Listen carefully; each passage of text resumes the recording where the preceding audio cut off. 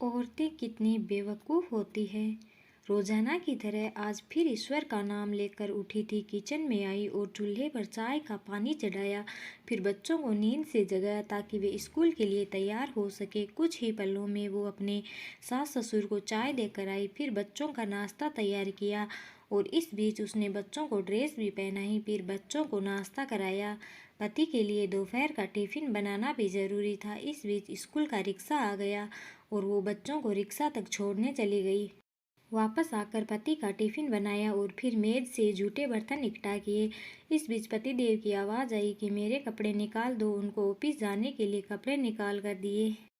अभी पति के लिए उनकी पसंद का नाश्ता तैयार करके टेबल पर लगाया ही था कि छोटी ननद आई और ये कह कर गई कि भाभी, आज मुझे भी कॉलेज जल्दी जाना है, मेरा भी नाश्ता लगा देना। तभी देवर की भी आवाज़ आई कि भाभी, नाश्ता तैयार हो गया क्या?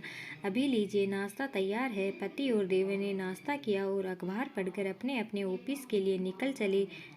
उसने मेज से खाली बर्तन समेटे और सास ससुर के लिए उनका परहेज का नाश्ता तैयार करने लगी। दोनों को नाश्ता कराने के बाद फिर बर्तन इकट्ठे किए और उनको भी किचन में लाकर धोने लगी।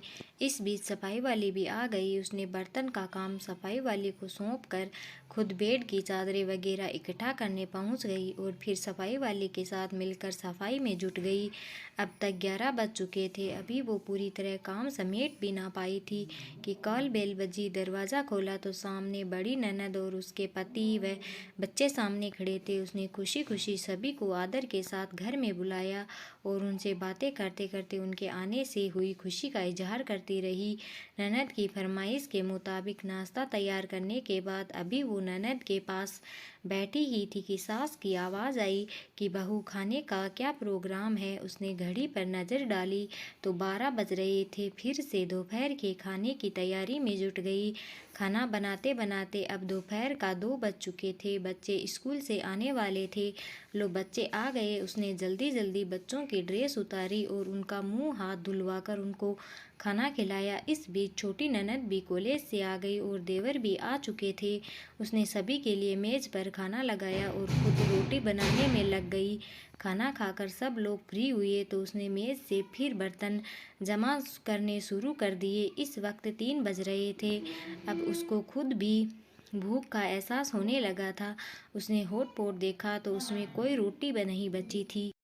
उसने फिर से किचन की ओर रुख किया। तभी पतिदेव घर में दाखिल होते हुए बोले कि आज देर हो गई, भूख बहुत लगी है, जल्दी से खाना लगा दो। उसने जल्दी जल्दी पति के लिए खाना बनाया और मेज़ पर खाना लगाकर पति को किचन से गर्म रोटी बनाकर ला कर देने लगी। अब 4 बज चुके थे। अभी वो खाना खिला ही रही थी कि पतिदेव ने कहा कि आ जाओ, तुम भी खा लो। उसने हैरत से पति की तरफ देखा तो उसे ख्याल आया कि आज मैंने सुबह से कुछ खाया ही नहीं। इस ख्याल के आते ही वो पति के साथ खाना खाने बैठ गई। अभी पहलाने वाला उसने मुंह में डाला ही था कि आंखों से आंसू निकल आए। पति देव ने उसके आंखों से आंसू देखे तो फौरन पूछा कि तुम क्यों रो रही हो? वो खामोश रही और सोचने लगी कि इन्हें कैसे बताऊं कि ससुराल में कितनी मेहनत के बाद से ये रोटी का निवाला नसीब होता है और लोग इसे मुफ्त की रोटी कहते हैं। पति के बार बार पूछने पर उसने सिर्फ इतना कहा कि कुछ नहीं, बस ऐसे ही आंसू आ गए। पति मुस्कुराए और बोले